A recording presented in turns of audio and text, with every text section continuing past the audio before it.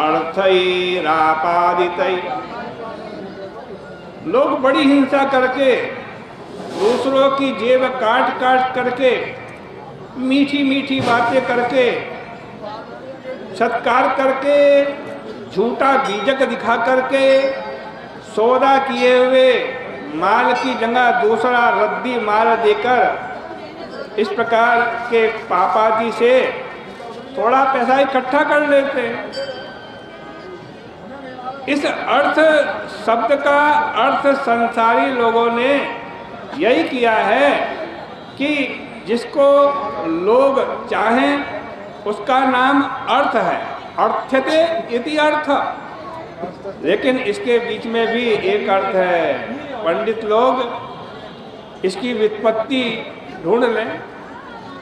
अर्थ शब्द री धातु से बना हुआ है, जिसका अर्थ है जो चला जाएगा, उसका नाम अर्थ है।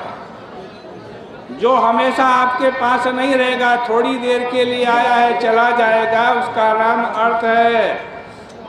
यह अर्थ ऐसा है कि किसी के घर रहा नहीं, इसलिए तुम्हारे घर भी नहीं रहेगा। इसी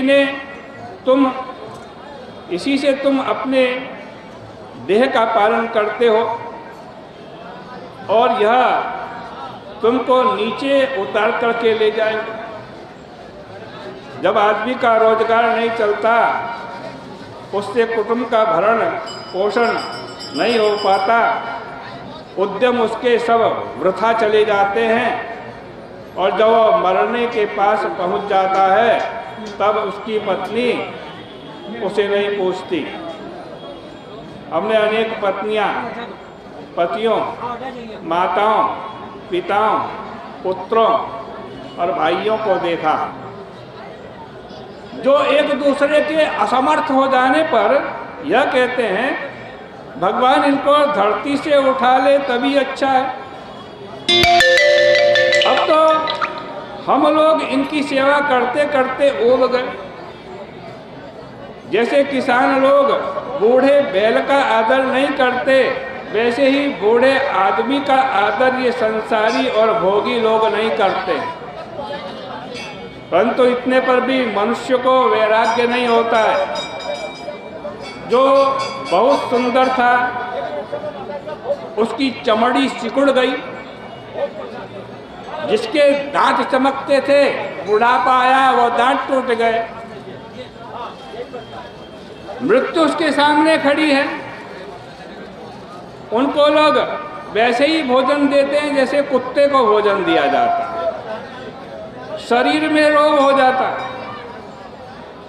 उससे काम होता ही नहीं। और ये तो प्रत्यक्ष आपका उदाहरण है, आपने देखा होगा अभी बड़ी भारी बीमारी चली, कोरोना बीमारी। अरे घर का बेटा भी सामने नहीं आता,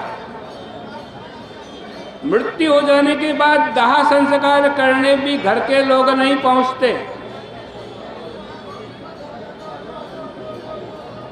अब बड़े लोगों का देखो कितना स्वार्थ है, डॉक्टरों से और वहाँ जहाँ मृत संस्कार कर रहे हैं जो लोग सरकारी लोग, उनसे पूछते हैं हमारे जो रिश्तेदार हैं मर गए, उनकी जेब में से कुछ पैसा वैसा तो नहीं था, वो हो तो दे देना। अखबार में पढ़ा, एक ने कहा खुद तो बेटा गया नहीं, पिता की अंतिम संस्कार में शमशान भी नहीं लिया, लेकिन पूछता है मेरे पिता की जेब में एप्पल का मोबाइल था, वो दो दो। तो भैया ये हाल होता है। अंत समय में केवल भगवान की जो भक्ति की है, पूजा की है, जो तीर्थ स्नान किया है, गंगा स्नान किया है, वही काम आता है। ना बेटा काम आता है, ना पोता काम आता है, ना बहू काम आती है। जब सांस घर घर घर बोलने लगती है तब लोग कहते हैं कि इनको तो अब कहीं तीर्थ में जाकर के किसी आश्रम में रहना चाहिए। हमारे पास नौजवान दंपति पति पत्नी कई बार आते हैं, और कहते हैं कि हरिद्वार पे कोई आश्रम हो तो बता दो, हम पूछेंगे क्या करोगे, कि बूढ़े हो गए माँ बाप, उनको रखना है, पैसे दे देंगे। रात रात ये खांसते रहते हैं, घर घर करते रहते हैं, हमें नींद नहीं आती।